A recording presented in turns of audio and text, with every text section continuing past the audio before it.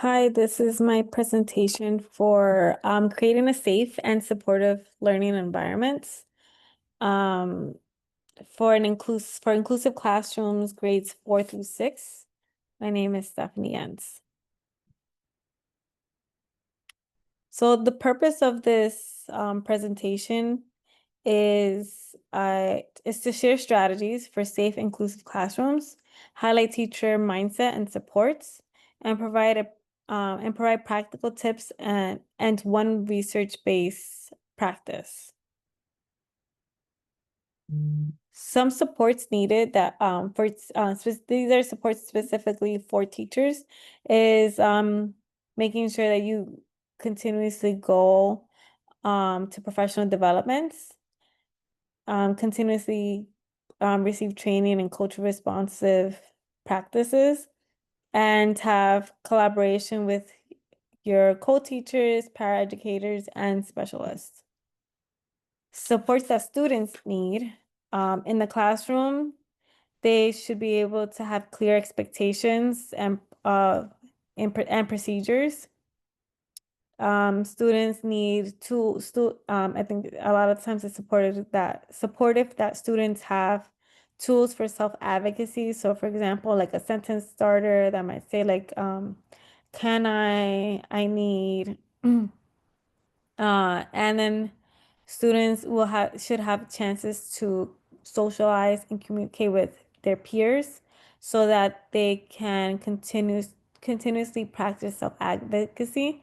And it doesn't specifically have to be like um in play. It could be as simple as go ask like if they need to use the bathroom, like, and they expect you to give them a partner, you can say, hey, you can go ask your friend, go ask so and so if you can go to the bathroom, if you guys can go to the bathroom together, or if they can accompany you to go to the bathroom, or even like as simple as asking to get water can really promote self-advocacy in the classroom. Um, and I just have it to be like, the student has to raise their hand. You can have these posters up for hand signals. So like, for example, there could be posters that shows if they need to use the bathroom, this is the hand signal. If they need to get water, this is the hand signal. If they have a question or like in the middle of the lesson, and instead of just raising their hand because they want to share out, they can go like this because they have a question about like the lesson that's um, ongoing, or even if there's a test or something like that. Structured independence. For example, like choice boards, guided tech use. Um, Oh, I'm sorry. Some like choice boards could be choosing things like being able to choose like if there's centers for learning, like math learning, like oh, today I want to practice multiplication, today I want to practice my division. And this could start with choice time. They can have choice in what they want to do for choice time. And guided tech use, meaning like there's a teacher with them supporting them, teaching them how to use technology. Also with this, they can use the tech to communicate with others. Teacher mindset. I think it's important that teachers have a growth mindset. It's important to keep that in mind every year, throughout the year, to have a growth mindset because it fosters um, persevere, perseverance. The belief in student ability equals higher student confidence, and proactive restorative discipline versus punitive approaches. So sometimes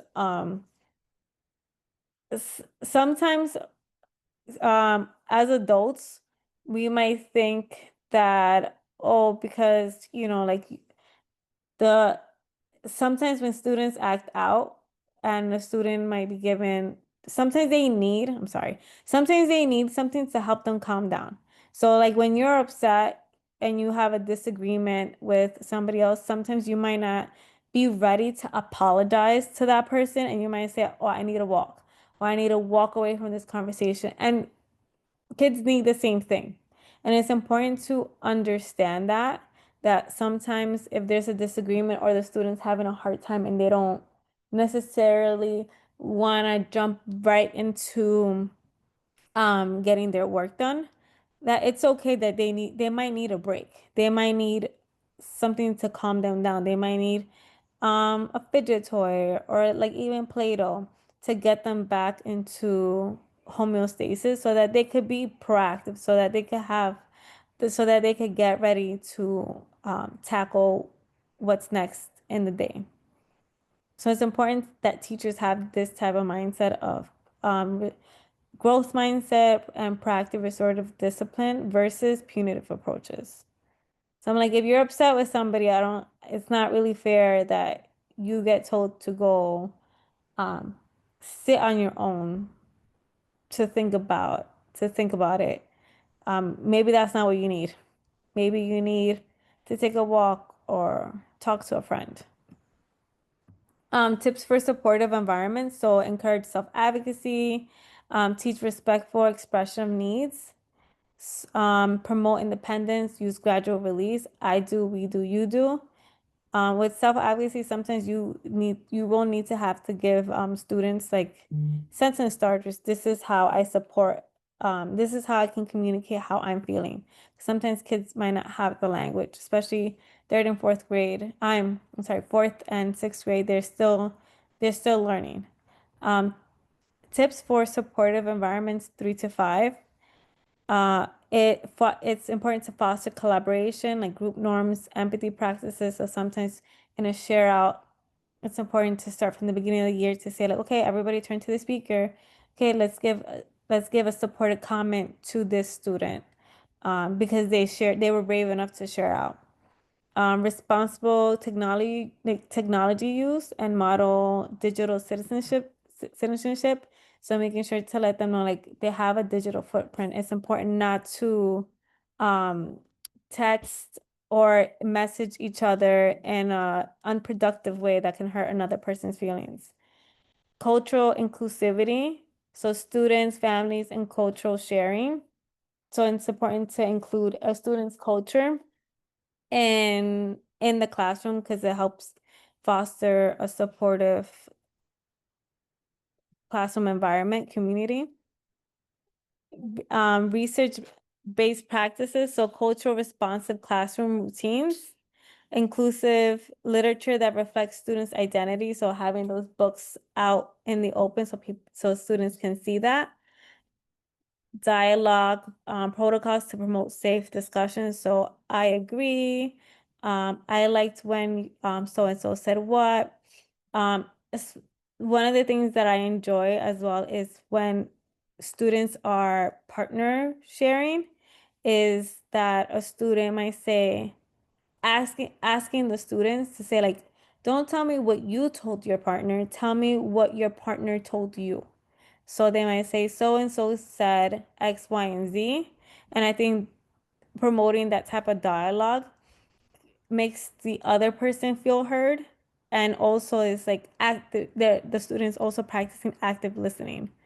And also it also goes on that it builds trust, it validates students, and it validates the students. And when students share their culture, I feel like it creates a more tight-knit community because they start asking questions like, oh, um, what about the Day of the Dead? What about Lunar New Year? Can you tell me more? And students feel more proud of where they come from, who they are, and it makes them want to share out more. Especially social media and the media has done a better job at promoting different cultures and people that look different than the majority. Um, so more kids are being able to see themselves in movies, but I think continuously to support and promote aspects like that can create a better, I feel like it's gonna create a better world. An example in action, so morning meeting routines with cultural greetings, group projects, connecting content to student cultures, and family engagement through storytelling and events. So these are the different ways that you can incorporate it. In conclusion, teacher mindset sets classroom tone, supports create safety and productivity. Tips, some tips are self-advocacy, independence, collaboration, tech and cultural inclusion, and lastly, research-based practice, cultural responsive routines. And then this is my call to action. So what I want you guys to leave with thinking is what area in your classroom can you strengthen this week? And advocacy, independence, or inclusivity. What do you guys think should be um, what you have to strengthen? And these are my resources.